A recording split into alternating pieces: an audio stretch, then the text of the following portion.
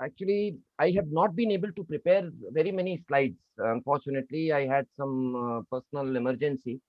So most of the week I was away. So my request to all of you who are on the call is to listen carefully to what I'm saying, because more than what is on the slide, since I did not get time to put everything on the slide, it will focus more on what I'm saying. If you want to, you are always, as we say every time, Dr. Ravi Mittal also says it, and I also repeat this, that at any point, if you want to ask any questions, always feel free to. Okay, but focus more on the discussion than on the slide. I've been able to prepare probably 4 or 5 slides only, but this what we are talking about is an important subject. So let's start. See, digital transformation does not just bring innovation in technology, products and services, or business processes, which we have already kind of talked about. Equally importantly, it transforms the business models of companies. We'll talk about that today. That is the way in which these companies generate value for their customers and, more importantly, for themselves. So in our past lectures, we have talked about several of the success factors of digital transformation, which we can see here on the slide. Today, we should look at the meaning and importance of business models in the digital business ecosystem. So some of these things like digital technology, digital mindset, business technology alignment, to some extent about digital strategy and process, we have already talked about. Innovation, we have not yet talked about. In fact, I originally wanted to talk about business models after we covered innovation, because digital business models are nothing but a product of innovative. The keyword is innovative thinking applied to business value creation. So, however, the term business model is so central to digital transformation that without it gaining clarity or a conceptual clarity on other aspects of digital transformation is very difficult. So, I decided to cover it today. We are therefore going to be talking of business models today. Okay, this is, as I said, part of innovation. So, we will talk about innovation separately. But today's we'll be talking about business models. It must be remembered that as we have said in the past also, that the universe of the digital business models, let me say this, like with technologies, the universe of digital business models is also an expanding one. That means new one keep evolving. So who knows, you may be the next to develop an entirely new business model that becomes a global sort of a revolution.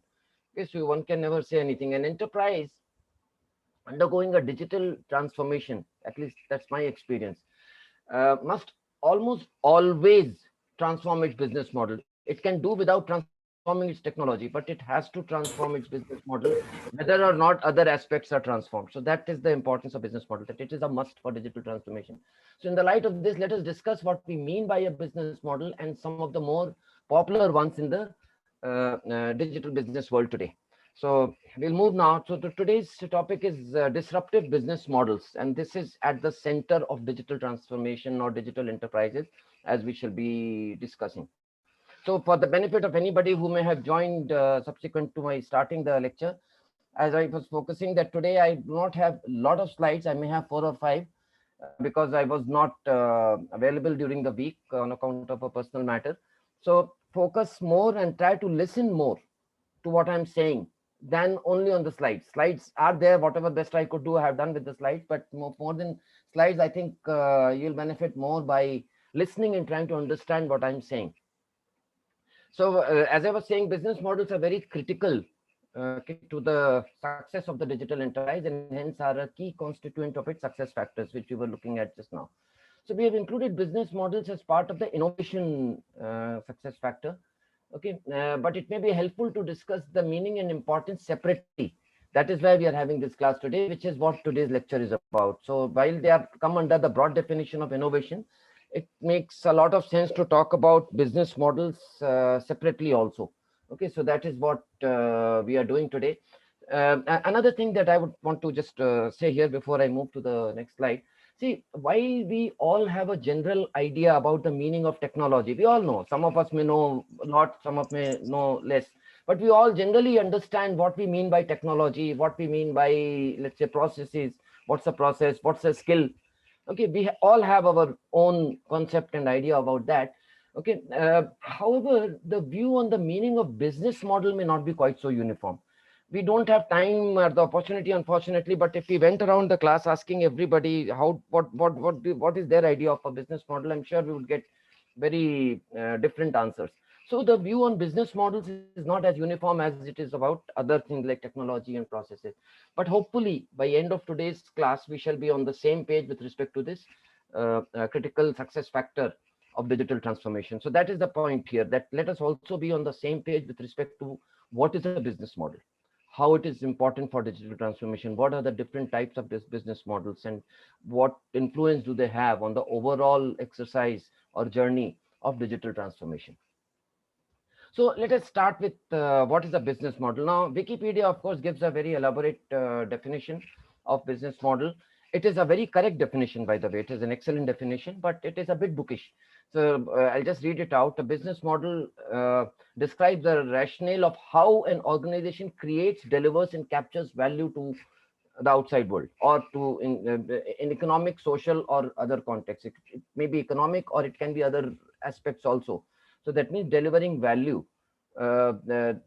creating, delivering, and capturing value is what the business model is about. So the process of business model construction and modification is also called business model innovation, and forms a critical part of the business strategy. So essentially what we are saying is that the business model describes how an organization creates value for its stakeholders. Okay, that is important to remember. But if you want a shorter definition from me, this is a good definition, by the way. And if you open Wikipedia, you will come across this definition, and it is important to know this definition and understand this definition. But in short, to remember by business models are stories that explain how enterprises work. That is the rational and meaning of a business model. They are stories. Every organization, every enterprise has a different story. Okay, like all of us as individuals have different stories, different ways of doing things, different. Similarly, in every enterprise has its own story. So our business models are stories that explain how enterprises work. In terms of work, means how they create value. Okay, a good business model must provide an answer to the most certain fundamental questions that a business enterprise, whether it is digital or non-digital, doesn't matter. It must ask itself. What are some of the critical questions that every business must ask itself? For example, who is our customer? Okay, who is our customer? I mean, it may sound like a simple question, but trust me, as you will see when you go out to the corporate world to work, it is sometimes very difficult to identify whom are we targeting our products and services for. So who is our customer? What constitutes value to that customer? What can we do for that customer that he discovers value in it? Okay, what is our value proposition to the customer? That is, what can we offer to the customer that he's willing to pay our price for it? See, it is very difficult to make anybody pay, right? If I come and ask you to take money out of your pocket and give it to me, you will expect me to do something for you in return, right? Nobody does anything for free. I mean, parting with money is always difficult, wherever you are, whichever culture you belong to. So we need to deliver something, and that something is called value, so that customers are happy, or at least if not happy, they accept the fact that they have to pay for it. So that is what is the value proposition. So that is what can be offered the customer that is willing to pay our price for it. And other questions also, for example, how do we make money as an enterprise? Fine, we have this great product, we have this great innovation. How do we make money? That's also something we'll be discussing later in the class today. That is what is business model is about. I hope the meaning is clear, because it is very important to understand it. So these are very fundamental questions. There could be more questions, of course, but some of the fundamental ones. And any enterprise that sets out to start or transform a business without having answers to these is setting itself up for failure. Okay, in fact, these are the first questions that investors and VCs or venture capitalists ask you when you give them a proposal for funding your startup. Okay, you better have good answers to these questions, otherwise you will not get funding. A business model must spell out a unique value proposition or the benefit that you are offering to the customer. I'm again and again emphasizing this, and probably will repeat it often in the class. Okay, remember, but in the previous class we talked about the definition of value. Some of you may remember that value is equal to benefits minus the cost. It is not benefits alone. It is benefits minus the cost. So that is how we describe value. I will let me complete this slide. I will come to this. Don't worry. Okay. Now, value. We are talking about value currently. So, value could be related to a number of things. It could be, for example, solving a problem like providing food to kill hunger. Okay. So, I'm giving you value in terms of food, or it could be improving performance, like imparting training or education to increase capability. Okay, that could be also a value, or it could be reducing risks and costs, for example, providing insurance or discount coupons on bulk purchase. That's also a form of value. Or there are several other types and these are value is something that customers are willing to pay for. That means incur a cost in exchange for a clear benefit. I hope the meaning is clear. So the value is very important. So it could be related to it need not be a tangible product. It could be, as I said, solving a problem or improving performance or reducing risk, or of course delivering a useful product. Like if I'm selling you an iPhone 12, definitely I'm giving you some value because it's a useful and valuable product. So in this slide we see, you see the lower part of the slide, we see that the core idea of a business model has survived through the ages. In fact, one of the earliest businesses, at least of of the last 100 years, has been the Ford Motor Company. And they came up with a very different or sort of revolutionary idea for those times. It was known as mass production. I'm sure you have heard of this term. And they came up with mass production of automobiles by inventing the assembly line. Now that created value for the three most important constituents of the business. First is the manufacturer itself. What the value did it create? It created, I mean, I'm sorry, the color scheme of the slide is not very good, so probably reading it is difficult. It created production efficiencies because you could produce more at less cost. For the business, that means your dealerships and your partners all over the world, it created commissions, volume commissions, because the more you sell, the more commissions you earn. So because of the mass production enabled the manufacturing of automobiles in large volume, so it resulted in volume commissions for the businesses and for the end users, people who bought the car. It meant a more affordable car. Okay, so this was a value proposition of Ford Motor Company, which created this whole concept of mass production. So what we see here is that the core idea of a business model has survived through the ages, but its features have undergone a very drastic change from Ford Motors or Ford Motor Company to Google, which we see on the right here. Now, what is Google's business model? Here also you have users. Users are people like you and me who go to Google to search something. So what is the advantage of Google's business model to me? I can find my answer to everything that I need. To publishers, people like, for example, who publish content on Google, like websites or Wikipedia and stuff like that, they can find a way to monetize their content, right? So it's a benefit for them. And for businesses, they get more through targeted ad because Google earns its money by having companies pay them money for providing ads which are linked to the keywords that you search. So for those businesses also there is value because they tend to improve their sales through the hidden ads, right? So this is value proposition of Google, which says that while Google users, people like us who use Google, don't pay for using the service, Google's revenue stream comes from businesses which are bidding for keywords that are searched by users. That's a different subject. It's called Google Nomics. If we have time sometime in the future, we can talk about it. But essentially, the point here is that it's a very revolutionary kind of a business model.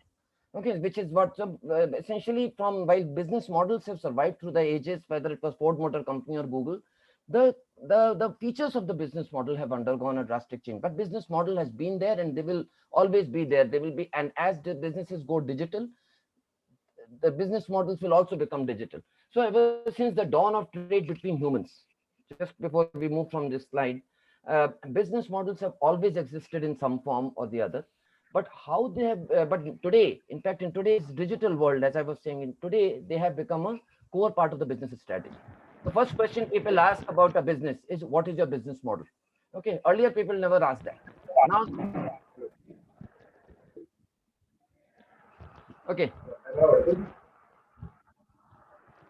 most kindly mute here. There's a lot of noise. So I request you to please mute your phones for the benefit of everybody else. Thank you. Okay, now let's move on. So the internet business model is nothing but the we are talking about the internet business model now, as you can see on the next slide. The internet business model is nothing but the use of the internet to conduct business. It sounds very simple, and it is actually simple, but it is very important to understand this. As I said in the beginning itself, a lot of things that we talk about here will be very familiar to you, but putting that in context and understanding it as a whole, as a integrated piece is what is critical here and what we are trying to accomplish. So in other words, it is about the internet business model is about using the internet as a channel for information exchange. So if you see here, there are a lot of the constituents or the stakeholders, and they are all interconnected using the internet as the hub. We'll talk about this more. The internet can be used to run a business. When we, if we look at the business context, by connecting the various parties, which you see here, in the operation of a business reliably and securely, right? So whether it's a merchant, the service partners, advertisers, competitors, customers, B2B customers, C2C customers, intermediaries, manufacturers, they are all interconnected with each other. Anyone can contact anybody else over the internet reliably and securely. That is critical. So that is what is the essence. This is the essence of the internet business model. I hope it is clear. Using the internet as a channel for information exchange for business is the internet business model. So today we cannot imagine life without the internet, but there was a time when the internet did not exist and these entities used other methods to interact. Sorry, there is a, okay. I don't know whether I'm muted. There is some sign coming on my screen. All right, okay. I hope it is okay. So today we cannot imagine life without the internet, but this was not always so. It is easy to imagine the revolution that was created by using the internet at the center of business activity. So in other words, if relating this to my previous lecture, in other words, the internet ushered the era of ICT for business as opposed to ICT for productivity or ICT for automation. If some of you may remember, we had talked about these concepts in an earlier class. So the internet created an array of new business models where the major challenge became migrating to profitable e-business models as opposed to brick and mortar models.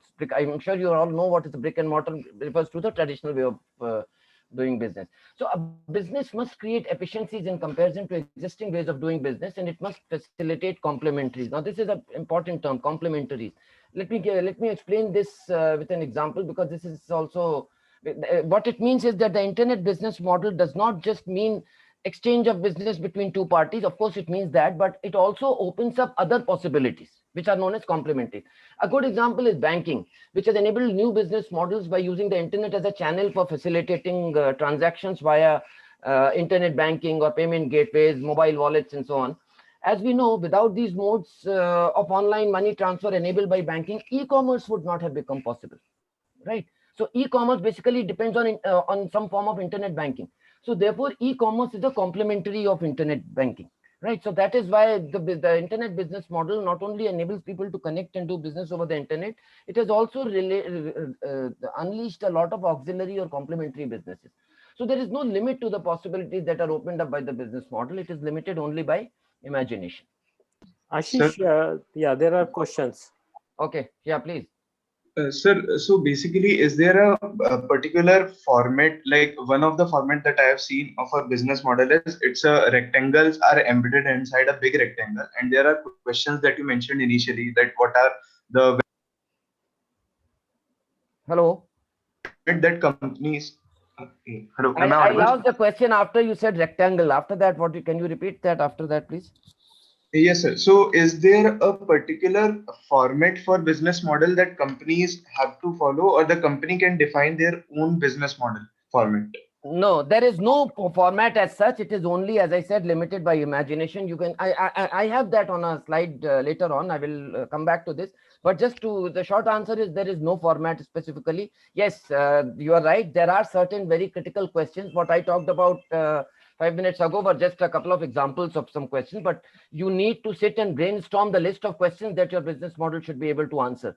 Okay, and it is a part of an elaborate process culminating in the proposal to a financier and stuff like that, because that's what your business depends on. So you better have answers to all the questions before the customers ask them, rather than not be able to answer in front of the customer. So good question, but there is no specific format. You can create your own format, but there must be a underlying business model. That is important, and it should be based on the internet. That is important for digital businesses. Okay, but Okay, more elaborate answer you will find hopefully in one of the subsequent slides. okay, sir. Okay, so Thank the you. one welcome. So So one one thing, I Okay, would yeah, also like to ask the question. sure, please. How does the competitor play a role in a business model? Like if I want to create a business model, how See, there is a concept which is very prevalent now. It was always there, but which is very prevalent now, which is known as business intelligence.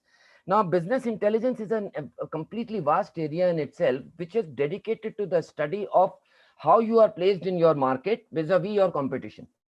Okay, unless you have an understanding of your competitor in terms of what they are doing and how they are doing and how they are pricing their product, there is no way you will be able to come up with an acceptable business model.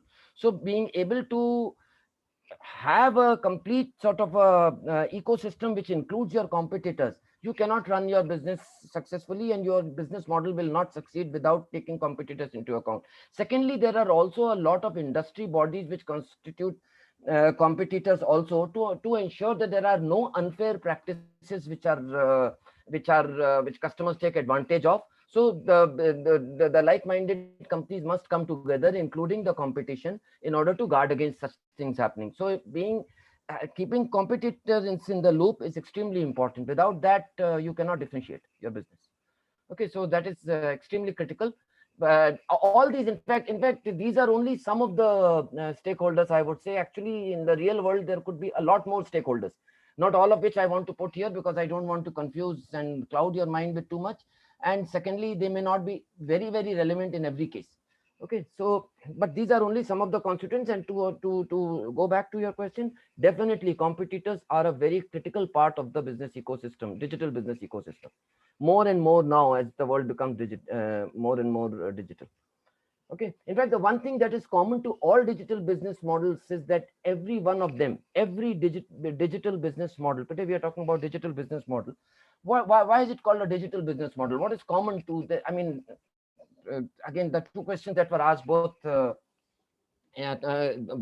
talked about there could be certain differences between business models of different companies, and that is true. Okay, you can define your stakeholders, whether you want to take your competitors into account when creating your strategy, or whether you want to use a specific format for creating a business model. All these are matters of detail.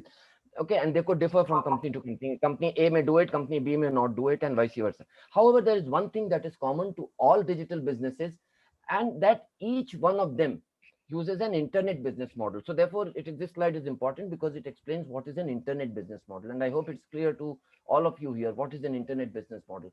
Again, if it is not clear, I would again like to repeat: the innovative use of the internet, as the value center of the digital enterprise, is the internet business model. Again, the innovative use of the internet. Everybody uses the internet. You use the internet, I use the internet, the man on the street uses the internet, but not everybody becomes a successful enterprise.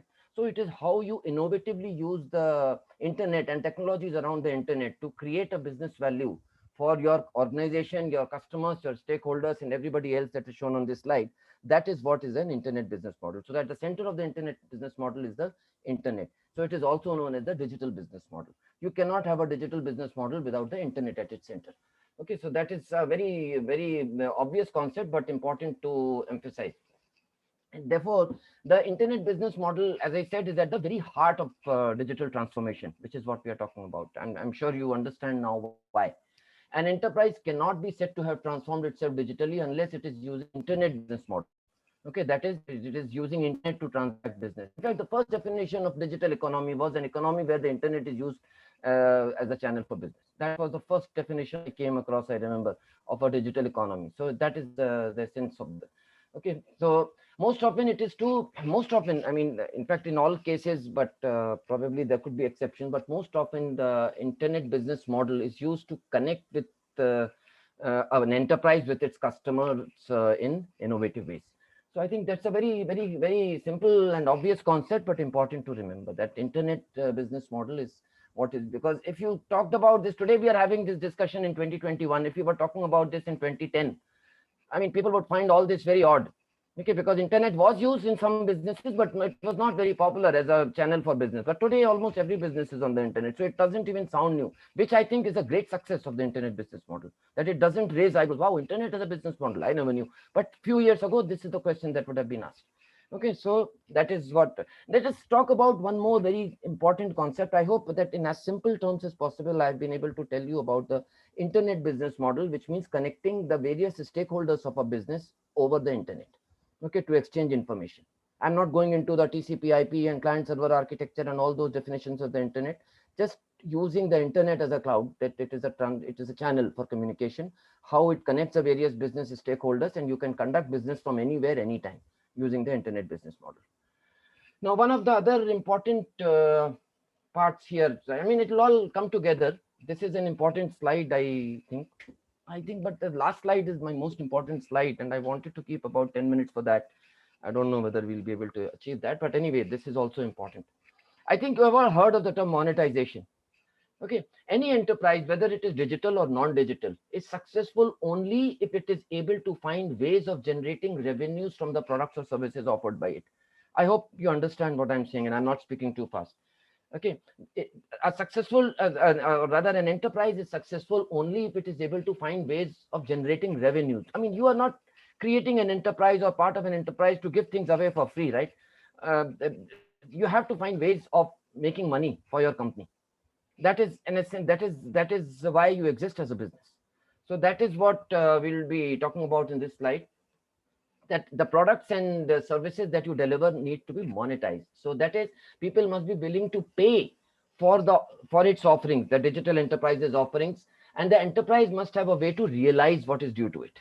Okay, lot of, and it's easier said than done, by the way. I mean, making something which is worth paying for is one thing, but realizing money from it is quite another thing. Okay, so make sure that you understand that difference, and that second part of what I just mentioned is monetization. Otherwise, imagine if you are not able to realize its due, what is the business for? It's just a loss making enterprise that will not last very long. However grand and innovative your technologies or processes or skill sets or whatever it is, unless there is a way to translate the benefits that you are offering to your customers into revenues for the enterprise, okay, they are only a means to accelerate the enterprise's eventual destruction. If you can't, I mean, I can't go to the next the street crossing and start selling 1 rupee notes for 50 paisa, right? I will generate a lot of money, but I will go bankrupt. So but there has to be a way to realize what is due to you in a profitable way. That is what is monetization. Okay, so in fact, the world's greatest management guru, some of you may have heard his name was Peter Drucker. He said that the purpose of a business is to create and keep a customer. That's it. Okay. Now, what it actually means is that a business cannot exist without people who are willing to pay in return for the benefits it offers. Okay, so this pay word is important here. So, which means that establishing a fail-safe mechanism for making money is as important as launching your app or service itself. I said this before, that having a great idea and converting it into an app is one part of it, but how do you make people pay for it? That is what is critical for the survival of the business. So, and by the way, I mean, henceforth for this discussion, we will use the term product, only the term product, okay, to mean a tangible product like a smartwatch, or a service like a hotel room or whatever, an app like a portal or something, or an activity like a food delivery. So let's use a common term, product. Okay, so it's easier to communicate. Or any other deliverable that constitutes value for the customer, we will define as product. So product may be also a service or an activity or a benefit. So in business terms, the process of earning revenue or money from a product is known as monetization. Again, the process of earning money is revenue. Okay, from a product is known as monetization. How do you convert a benefit into money for the business? That is monetization. So monetization basically has two components. First, and very important, is creating a product that people are willing to pay for. Okay, let me put the slide. Okay, creating a product that people are willing to pay for, and instituting a process to realize what is owed to the company in exchange for the product delivered. Product, as I said, means could mean anything.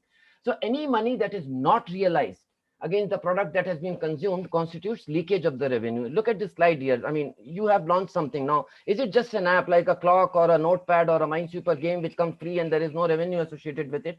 Or there are other things like Netflix or Twitter or Uber or Ola or Lyft.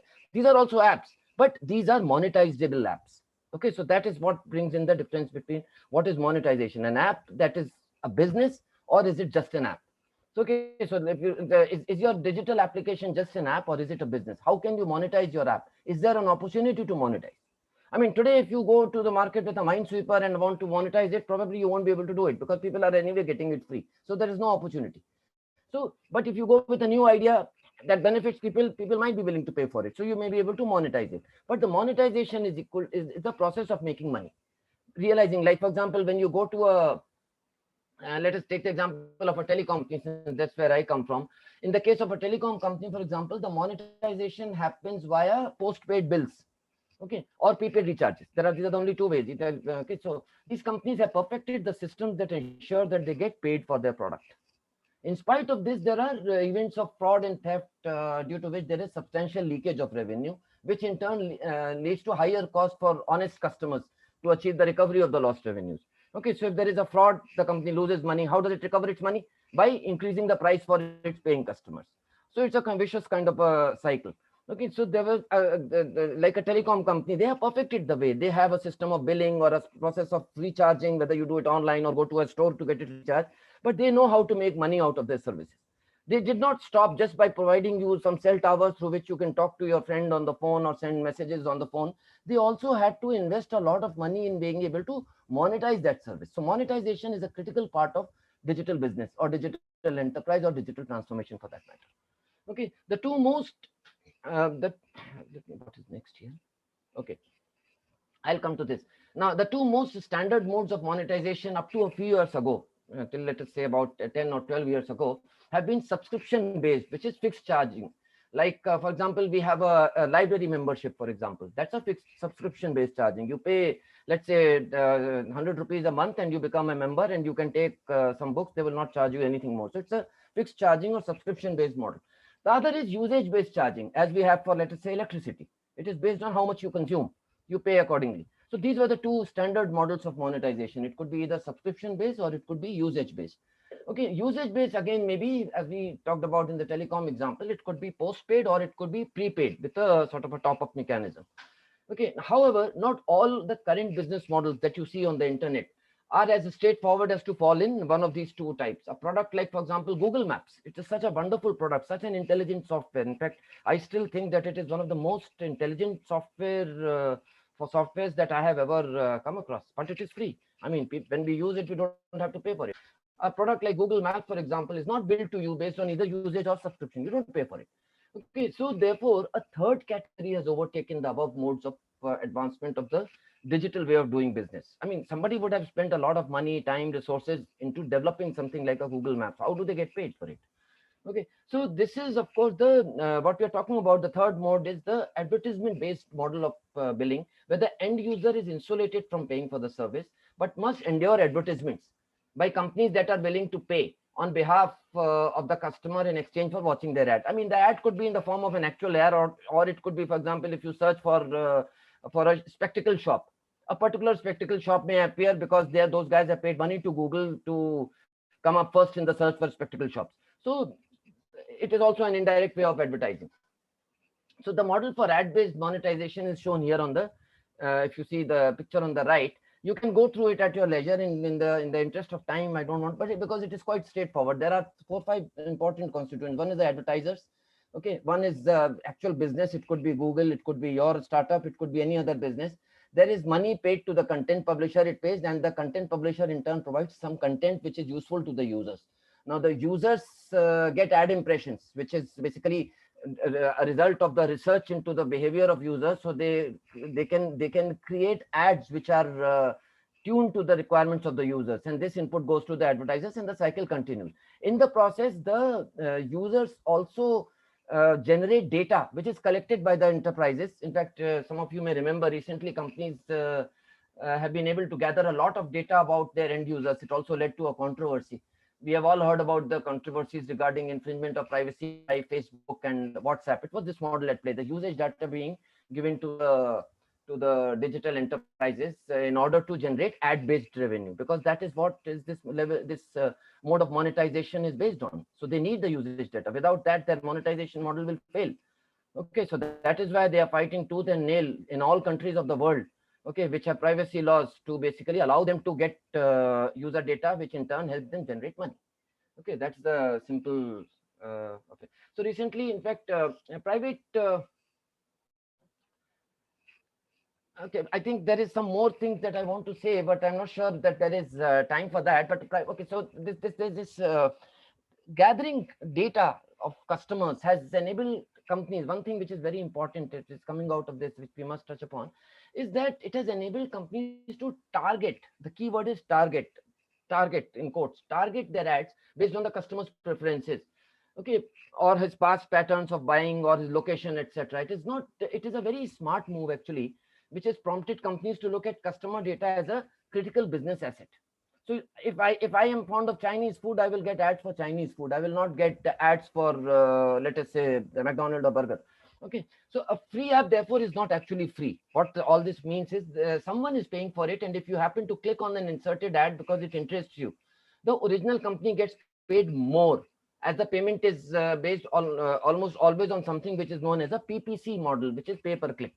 Okay, just to repeat and to make it clear to you, so in the ad-based monetization model, in most cases, there is an initial fee for placing the app, whichever app, whether it is YouTube or whatever app it is, and then an additional fee for each click. Every time a customer shows interest by clicking on that, there is an additional fee. Okay, so it generally works well for the app provider. In fact, most of Google's revenues are based on the PPC model or the pay per click model. So irrespective of the mode it employs, whether it is subscription, whether it is usage, or whether it is advertisements, a digital enterprise must ensure the availability of strong monetization channel in order to survive. So remember that monetization, the service alone is not important. The ability to monetize it is equally, if not more important. Okay, and that's a totally different from the service. The monetization has nothing to do with the service itself. How you monetize it, like a subscription based model can work for Netflix, it can work for a common street down the street library next to my house. So it has nothing to do with the advancement or the level of service that is being provided, but there has to be a mode of monetization which the digital enterprises must invest in during their process of digital transformation. In fact, in their haste to be first to the market with the product, many companies do not give enough time or consideration to the monetization issue. And by the time they have recognized this, it is often too late and they lose the early mover advantage. So it is important that you plan the monetization alongside planning the design of the product itself. Okay, so that is the key. Now, one more thing that I want to talk about here, it is the slide may become a little bit busy, but that's why I've kept some animation here. Now, this is about digital marketing. Okay, we have time. Okay, now monetization has a very high dependence on the rate of adoption by the users of the product, adoption being the keyword. So the goal of digital companies, therefore, is to achieve maximum possible adoption of their products by people who are willing to consume that product, right? The more people that consume it, the more the enterprise will benefit, because there are more people who are paying for it. Okay, so companies want to, now in order to do this, what do companies want to do? Companies want to create awareness of their product among consumers who have a propensity to pay. Propensity means willingness to pay for consuming the product, and create an impression in the minds of the customer. This is known as recall, by the way, how to create an impression. Sometimes we get irritated by the ads. Like, for example, if you're watching a T20 game or an ODI or whatever, I mean, the same Oppo ad or Vivo ad or these ads keep coming, and you tell yourself, yeah, what the hell? I have watched this ad at least 30 times in the last 1 hour. Now, why should I watch it 31st time? You get very irritated, no doubt. All of us get irritated. That is human psychology. But what it also does is that it embeds somewhere in your remote corner of your mind the name of the product that is there. So next time you are in the market looking for the product, you get a recall. Okay, so that is what we mean by saying that it creates an impression in the minds of these customers. Hopefully the impression is positive. That's what the ad companies try for. But it may, even if it's a negative impression, at least it creates a recall. Somebody may come and ask you, hey, which laptop would you recommend to buy? Now, you may have bought a laptop many years ago, but what you are most likely to remember is an ad that you saw on some site or in the newspaper or somewhere that morning. So that is what is meant by recall. So in today's world, companies are adopting digital marketing channels. Okay, earlier, okay, I'll come to this, digital marketing channels to achieve awareness of the product. I will also come back in this slide to the question that the first gentleman asked about, is there a format for creating a business model? I hope that will be also addressed here, how a business model is actually created, because digital marketing is part of it. So the challenge of a marketing campaign, what is the challenge? If you are a marketeer or a marketing manager or somebody from marketing, your biggest challenge would be to maximize the reach of the product. Again, when I say product, I mean it could be anything. To maximize the reach of the product without creating undue annoyance. Okay, by a flood of advertisement. Sometimes an advertisement may go against you also because people may get offended, and because they have seen that ad too many times, so they don't want to buy that product. Some people decide, hey, this company advertises too much and irritates me, so I'm not going to buy the product. So you have to avoid that situation also. So earlier companies relied solely on this is the important message that I want to give here. See, the companies relied solely on hoardings and newspaper ads to create awareness. Okay, now these can't be customized. Okay, there was no way here to personalize the ads to the specific needs and requirement of a customer. But digital technology has brought in a revolution in the way the company can promote its product to customers through targeted campaigns. That means now an ad to me will be based on my needs, my requirements, my preferences, my location, my paying capacity. Okay, I don't need an ad, for example, for a private jet. I mean, if some company starts flooding me with an air for private jet, it is wasting it because I'm not in the market for that. But there may be somebody who may be wanting to buy a private jet. He may be the right target. So basically, it is they are able to target their ads depending on the needs and preferences of the customer. That is the critical importance, critical sort of differentiation brought in by digital marketing as opposed to traditional marketing. So the digital technology has brought in the revolution in the way this company promotes, primarily by introducing targeted campaigns. Okay, this form of marketing is called digital marketing.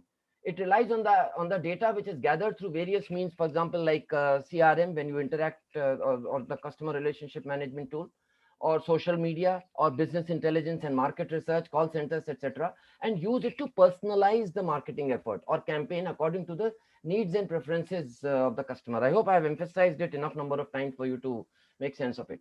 Now, digital marketing is the new norm of marketing as the business world goes digital. Nobody relies on traditional. I mean, even if you're not a digital company, you can still adopt digital marketing to promote your products. The slide here shows the typical. Now, let us go back the typical the processes which are involved in a digital marketing cycle. 1, 2, 3, 4, 5, 6. You can read that. Okay, let me put up the fine print also. I'm not going to go through all of this because that will consume the rest of the day. But I'll just give you a basic view of what I mean by this. So basically, what it means here is that rather than looking at digital marketing as a whole, companies do focused brainstorming. I hope you all understand what we mean by brainstorming. Brainstorming is a process where several people get together and there's a problem statement and they think of solutions. Okay, and when many minds work on the same problem in a focused way, more solutions are generated than by one mind working on the problem. So that is the whole idea. So companies do focus brainstorming to zero in on the right techniques for each stage. For example, let us look at stage number 6. How do you measure the success of a digital marketing campaign? So one can say, okay, we will look at overall website traffic. We will look at traffic by source. That means enterprises or men or women or kids, or what is the source that is generating the traffic, or average session duration. How much time are people investing on our site or ad? Okay, which are our most visited pages on our site, so that gives us an idea of what people are most interested in. New versus repeat visitors, how many people are visiting again and again versus how many new people. So these could be some of the. Now these are not by any means the complete universe of all the measurement, but just as an example, that if you are creating a digital marketing strategy, you may want to sit and brainstorm how do you measure the performance of a digital marketing campaign. Similarly, you can go, what do you do to convert sales? Okay, appealing to make a very appealing and good looking landing page design so that people get wowed when they see it and they see, why this is a great company. But more importantly, by posting very relevant technology blogs which show your subject matter expertise and thought leadership on the products or services that you are promoting. So there are a lot of ways that you can impress customers through a website using different stages of digital marketing: attracting leads, generating traffic, creating platform, preparing. It starts, of course, with preparing the strategy for digital marketing. So what I have written in the box is, on the side are some of the attributes which are relevant to each stage of the digital marketing cycle. Now, the 6 stages I will just repeat: preparing the strategy, creating a platform. It could be a social media platform, it could be interaction networks, it could be crowdsourcing platform. That is what some companies do, data harvesting platform to get, or market research platforms, online marketing platforms. What are the kind of platforms that you need to use to, so basically these are all a result of focused brainstorming done within digital enterprises to find how can we most effectively create a platform for digital marketing, how can we most effectively generate traffic, number 3, for our sites, how can we most effectively attract the best possible leads, okay, which are not just suspects but also can be potential customers. How do we convert the leads into sales? How do we measure our performance? Because once if you measure your performance, you find a way to improve your performance. So these are some of the questions that digital marketing must answer. You cannot just go to digital marketing with a tool and say, okay, I've introduced a tool which sends automatic emails to a lot of people, so that is my digital. That's not it. Digital marketing is a science. Okay, it has certain stages. Each stage has to be carefully deliberated. Okay, and the more innovation the design of in each of the stages of the digital marketing cycle, the better are the prospects of the enterprise to succeed in the digital world. So if you focus on each of these stages separately, innovate on each of these, you do not innovate in general saying that I have had the innovative digital marketing. You look at each aspect of it or each stage of it, find the new ways of doing it, go to the next stage, find new ways of doing it, and then you create a very effective innovative digital marketing campaign which will help you succeed. So this emphasizes the point that innovation is not only relevant but crucial for all stages of a digital enterprise, not just for technology or processes. I hope that is clear, and that gives you a view of what is digital marketing and how it fits into the overall scheme of things leading to the creation of the business model. How much time do we have? Okay, we have 10 minutes, so I can cover some of the important business models. Now, on this slide, I'll be talking at length. Okay, I don't know how much I'll be able to talk about it because we have done an introduction of what is a sort of a business model, but what are the current type of business models that you're likely to encounter? Like when we talked about SMAC, if you remember, that's the social, mobile, analytics, and cloud model, we emphasized very strongly that basically it is the combination of the different technologies or the intersection of those technologies that you bring to the digital transformation exercise in order to launch innovative services. So you can use SMAC or the technologies very innovatively by intersecting existing technologies with each other. The same is true of business models. But while for technology we know what are the popular digital technologies, we do not so clearly know what are the popular digital business models. So in this slide, I will talk about some of the more popular digital business models so that you in your mind can create, like with SMAC, with business models also, some intersection and blending and alignment and integration or whatever you call it of these different business models to evolve or create even newer business models. Okay, so that is so just like technology, business models also continue to evolve for digital enterprises. I mean, I'm sure by this time next year there will be many new business models that we have not imagined till now. So it is a matter of innovation, and the innovation I've been saying again and again because that is important for as important for business model as for technology. So let us look at some of the more popular business models in use today in this slide. Okay, there are still newer ones, of course, being brought in by combining these together, as I said. Uh, but before I go to the thing, let me say a couple of things which are important. That, as we also said earlier, the internet is at the heart of all digital business models. Always remember that you cannot have a digital business model without the internet. Okay, it is the innovative use of the internet to connect the enterprise, its partners, products, content, consumers, everything basically over the internet that creates a disruptive business model. What is disruptive? I hope you all understand the meaning of the word disruptive because that's the subject of this lecture today. Disruptive business model.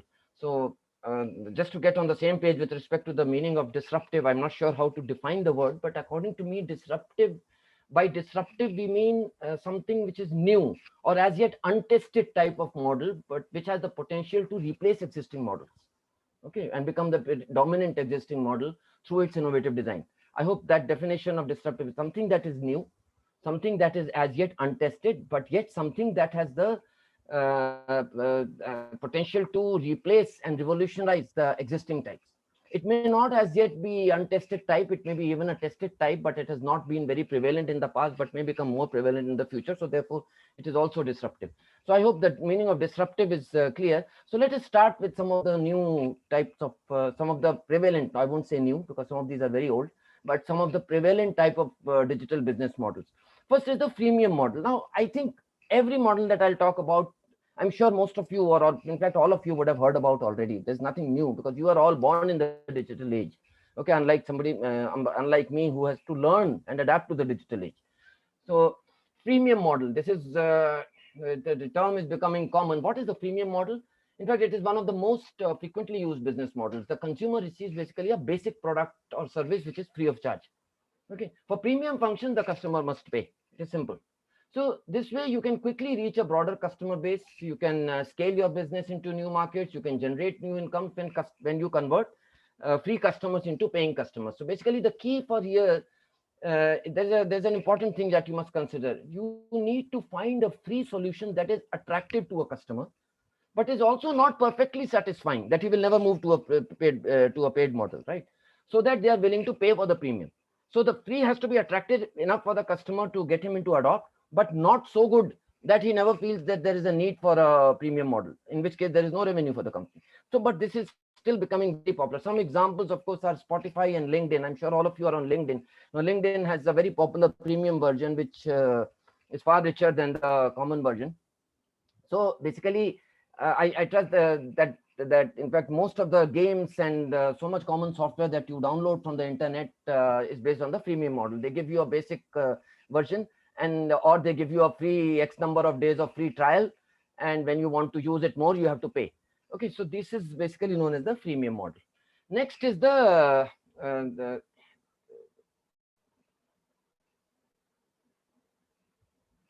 sorry. Okay, I'm sorry, it got pressed 2 times. That's okay. Next is the subscription model. Now, this is of course we are all familiar with it. We briefly touched upon it a little while ago. The products and services can also be offered as subscriptions. The aim is to bind the customer. Now, what is to bind the customer for the long term. In contrast to the one-time purchase, the customer benefits from improve. Like for example, if you buy Office 365, you don't have to worry about upgrading to the latest version. They automatically download the upgrades. Okay, so the customer benefits from improvements and extensions and upgrades of the service.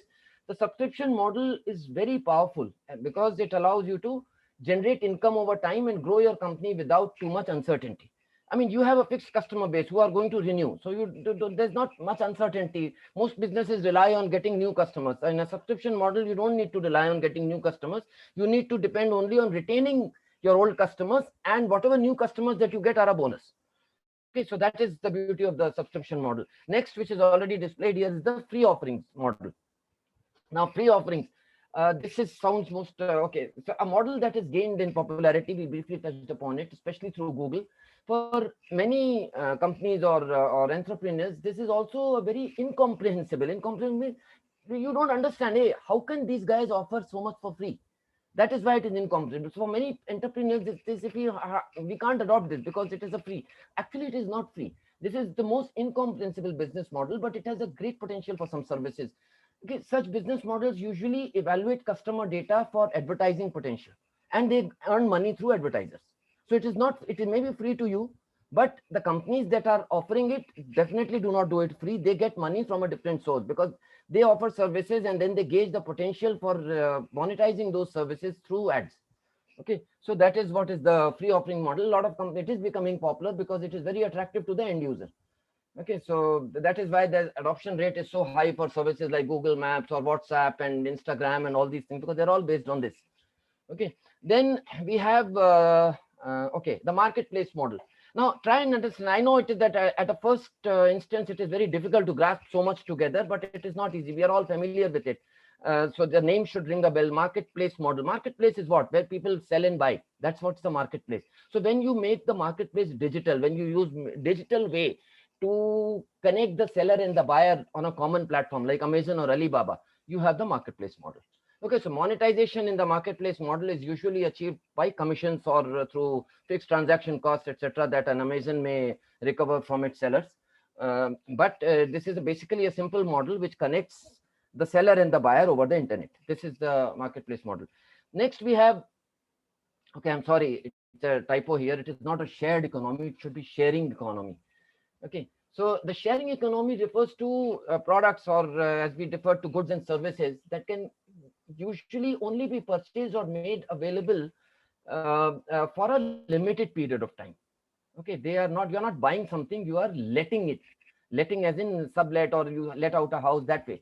Okay, so this is for example, there's an example of car sharing or rental cars. Okay, the car is made available for a certain period of time and a number of kilometers for another person against payment, and after that your transaction is through, somebody else may use the same car. So basically it is a sharing. Okay, typical examples of course are Airbnb, where you use a room on a shared basis, or a lift, which is for rental cars and stuff like that. So that is another popular internet business model. Then we have, this is the most difficult business model to achieve, of course, but I still thought that since it is important to mention it. User experience premium. I mean, how can you become such a big company that just your name commands a premium? You don't have to spell out all details of your product, unlike many other companies. Just your name. You name it and people will pay for it. Like Apple today, whether it prices its new iPhone at 1 lakh rupees or 1.5 lakh rupees or 2 lakh rupees, you will still find a queue outside their showroom, people queuing up to buy it. So basically, this is a premium model, of which, as I said, Apple is an example. A good customer experience adds value to them, because why is people willing to pay? Because of the experience of past customers. So that is, people know that okay, by this product I'm going to get a good customer experience. The service, the brand, and especially the experience of the customers are improved, and premium pricing is charged. So for example, Apple and Tesla, they can charge on the name. Okay, so typical examples, but as I said, it is very difficult to achieve this status, and you can't achieve it overnight. Okay, but of course, this is a popular, because you can't have a discussion on digital business models without talking about Apple and Tesla. Then just a couple of more, then we'll end this. Pyramid model. This is important, very important, I would say, because when we are talking about digital transformation, that means a company which is non-digital transforming to a digital company. This pyramid model becomes very important. It is basically not very typical of digital enterprises, which start as off as digital enterprises, but it is an effective business model that is adopted by many enterprises that are transforming to digital. So the model basically describes a way to segment customers based on their turnover and past buying behavior, and then they introduce loyalty programs, etc. They categorize customers into platinum customers, gold customers, silver customers, bronze customers, and so on. And essentially, they work on a sort of a Pareto principle, the 80-20 rule, which means that 20% of the customers create 80% of the turnover. Okay, as per the pyramid model, customers may be segmented, as I said, based on so many factors which we cannot now go into due to lack of time. But basically, you segment the customers and provide service to them based on their track record and future potential. Okay, typical examples are banks and airlines, which are using digital systems for loyalty programs, or HNI. HNI means high net worth individuals. So basically, they have different programs for different customers. So basically, the pyramid model means you treat your customers or segments of customers in different ways based on their potential. Okay, and a lot of companies which are transforming to digital use some part of this model. As I said, these business models cannot be seen in isolation. They have to be worked together in combination. Okay, you can have a pyramid model and a marketplace model, for example, working in tandem. Okay, so but these are just like you can have cloud and mobility working in tandem. Okay, I think last, okay. Ecosystem model is easy.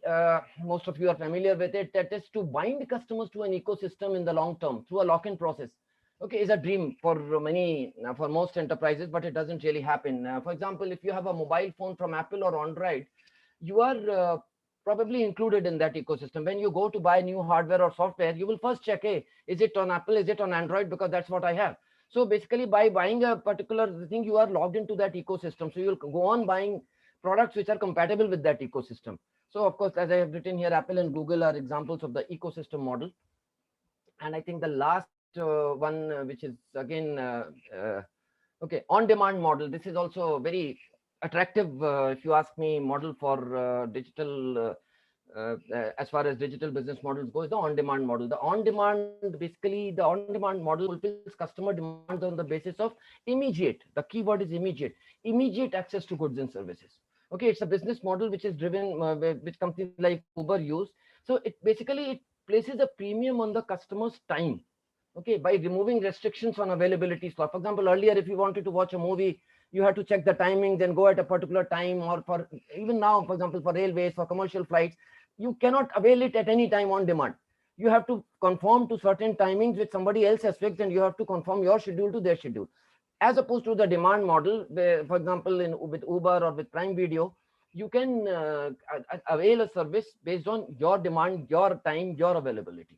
Okay, so this is basically some of the more common digital business models which you can combine and intersect with each other to create a very innovative new models. And the last point here is that all these new sort of, if I may call them, disruptive business models leverage the internet and the next wave IT, which we talked about, basically SMAC, okay, to deliver a range of very large or very compelling value-added products to customers in by through innovative ways. Okay, you can use them very innovatively to offer new services to customers. Basically, what does this mean? So essentially, as I have emphasized several times through this class, innovation is the most critical aspect of digital business models. I think we will close now. It is exactly 12:30. So, but I hope that though I tried to go a little bit fast, and that concept of what is a business model and how it is important to digital transformation and digital enterprises has sunk in, and it will stay with you. Okay, thank you. Thank you, sir. Thank you.